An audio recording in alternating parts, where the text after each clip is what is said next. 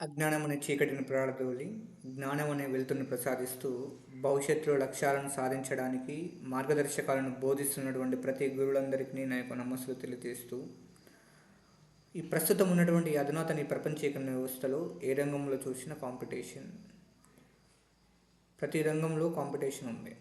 ఈ కాంపిటీషన్ ఏ విధంగా ఉంటుంది అంటే ఒక పులి ఒక జింకను వేటాడినట్టు ఉంటుంది. ఒక పులి ఒక జింకను వేటాడినట్టు ఉంటుంది. పులి వేగంగా పరిగెత్తాలి, వేగంగా పరిగెత్తితేనే తనకు కావాల్సినటువంటి ఆహారం అనేది నోటికి అందుతుంది, లేకుంటే నోటికి అందాల్సినటువంటి ఆహారం అనేది చేజారిపోతుంది. అప్పుడు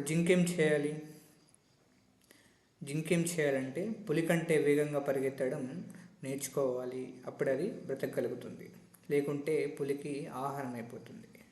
మనం కూడా ఈ ప్రస్తుతం ఉన్నటువంటి ఈ కాంపిటీషన్లో నెగ్గాలి అంటే కేవలం పుస్తకంలో ఉన్నటువంటి జ్ఞానానికి మాత్రమే పరిమితం అవ్వకుండా స్థానిక, రాష్ట్రీయ, జాతీయ, అంతర్జాతీయ సమస్యల పట్ల మనం అవగాహన కలిగి ఉండడం అనేది చాలా అవసరం. వీటన్నిటితో పాటు మనం ఒక లక్ష్యాన్ని సాధించాలంటే కొన్ని మార్గదర్శకాలను మనం ఆచరణ చేయాల్సింది ఉంటుంది. ఏంటంటే మొట్టమొదటిది పర్ఫెక్ట్ గోల్ సెట్టింగ్ ఉండాలి. మన లక్ష్యం అనేది ఎప్పుడు ఉన్నత స్థాయిలోనే ఉండాలి. ఉన్నతమైనటువంటి లక్ష్యాన్ని మనం పెట్టుకోవాలి. పెద్దలు అంటారు, నాట్ ఫెయిల్యూర్ బట్ లో ఎయిమ్ ఇస్ ఎ క్రైమ్ అంటారనమాట. మన లక్ష్యం ఎప్పుడు కానీ ఉన్నత స్థాయిలోనే ఉండాలి. రెండో అంశం ఏంటంటే అప్రోప్రియేట్ ప్లానింగ్ ఉండాలి. ఒక నిర్దిష్టమైనటువంటి ప్రణాళిక మనం పెట్టుకున్నటువంటి లక్ష్యానికి ఉండాలి. ప్రణాళిక లేనటువంటి లక్ష్యము చుక్కాని లేనటువంటి నావతో సమానం అన్నమాట. ఎందుకంటే చుక్కాని లేనటువంటి నావ ఏం చేస్తుందంటే సముద్రంలో దానికి ఒక దిశా నిర్దేశాలు లేకుండా, ఒక స్థిరమైనటువంటి గమ్యం అనేది లేకుండా అది గాలి ఎటువైపుగా వీస్తే అటువైపుగా ప్రయాణిస్తుంది. సో మన లక్ష్యం కూడా అంతే. కాబట్టి మన లక్ష్యానికి ఒక నిర్దిష్టమైనటువంటి ప్రణాళిక అనేది కంపల్సరీగా ఉంచుకోవాలి. మూడవది ఏంటంటే హార్డ్ వర్క్ చేయాలి, స్మార్ట్ వర్క్ చేయాలి. ఇది అందరికీ తెలిసిన విషయమే. కృషితో నాస్తి దుర్భిక్షం. హార్డ్ వర్క్ చేయాలి, కష్టపడాలి అన్న విషయం అందరికి తెలిసిందే. కాకపోతే ఈ మూడు అంశాలను మనం ఖచ్చితంగా పాటిస్తున్నప్పటికీ మనం ఇంకా లక్ష్యాన్ని చేరుకోలేకపోతున్నాం. దానికి గల కారణం ఏంటి అంటే తమ జీవితాలను ఇతరుల జీవితాలతో కంపేర్ చేస్తూ, ప్రతి చిన్న విషయానికి ఇతరుల జీవితాలతో కంపారిజన్ చేస్తూ, వాళ్ళలాగా చదవలేకపోతున్నాను, వాళ్ళలాగా డబ్బు లేదు, వాళ్ళలాగా డ్యాన్స్ చేయలేకపోతున్నాను, వాళ్ళలాగా పాట పాడలేకపోతున్నాను, వాళ్ళలాగా లలితకళలు లేవు నాకు అని చెప్పేసి ప్రతి చిన్న విషయాన్ని కూడా ఇతరుల జీవితాలతో మనం కంపేర్ చేసుకోవడం జరుగుతుంది. ఇలా కంపేర్ చేస్తూ తమ జీవితాలను ఆత్మన్యూనత భావంలో మగ్గుతున్న వారు ఎందరో ఉన్నారు. దీన్నే సెల్ఫ్ ఇన్ఫీరియారిటీ అంటారు.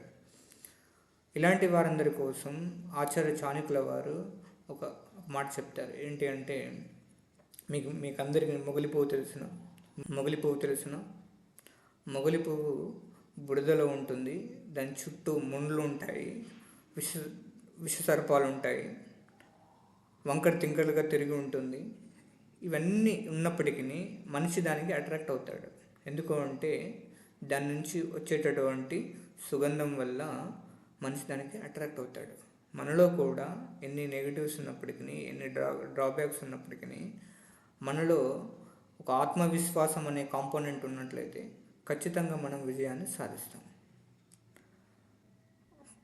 పెద్దలు ఒక మాట అన్నారు, పెద్దలు మాట చెప్పారు. ఏంటంటే పరిగెత్తి పాలు తాగడం కన్నా నిలబడి నీళ్లు త్రాగడం మంచిది అనేది పాత మాట. నేనేమంటానంటే పరిగెత్తైనా సరే పాలే త్రాగాలి, నిలబడి త్రాగే నీళ్ళు మనకి అవసరం లేదు. ఎందుకంటే జీవితంలో పరిగెత్తగలిగిన వాడు మాత్రమే లక్ష్యాలను సాధించగలుగుతాడు. మనం పెట్టుకున్నటువంటి లక్ష్య ఛేదనలో ఆర్థిక ఇబ్బందులు ఎదురై చాలామంది కూడా తమ లక్ష్యాలను మధ్యలోనే వదిలేయడం జరుగుతుంది. నేనేమంటానంటే ఏ లక్ష్యానికి కూడా ఆర్థిక విషయాలు అనేవి మన లక్ష్య ఛేదనకి సంబంధం ఉండదు. ఇందుకు ఉదాహరణగా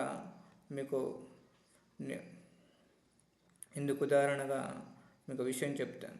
ఏంటి అంటే తండ్రి ఒక ఆటో డ్రైవర్, కూతురు స్టేట్ ఫస్ట్ ర్యాంకర్. బవులు నిద్ర నూర్చి తన చదువు కోసం కష్టపడినటువంటి తన తండ్రికి స్టేట్ ఫస్ట్ ర్యాంక్ని బహుమతిగా ఇచ్చింది ఆ కూతురు.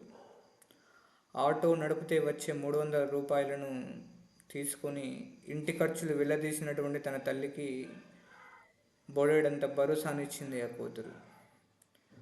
ప్రొవిన్షియల్ సివిల్ సర్వీసెస్ 2016 జ్యుడిషియల్ విభాగంలో ఉత్తరాఖండ్ రాష్ట్రంలోనే మొదటి ర్యాంక్ సాధించింది ఆ వనిత.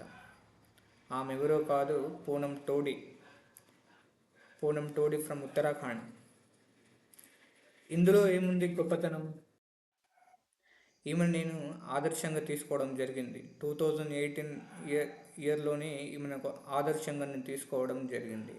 ఎందుకు అంటే ఇందులో ఏముంది గొప్పతనం అంటే, ఆమె 3వ ప్రయత్నంలో ప్రొవిన్షియల్ సివిల్ సర్వీస్లో ఉత్తరాఖండ్ రాష్ట్రంలోనే మొదటి ర్యాంక్ సాధించింది.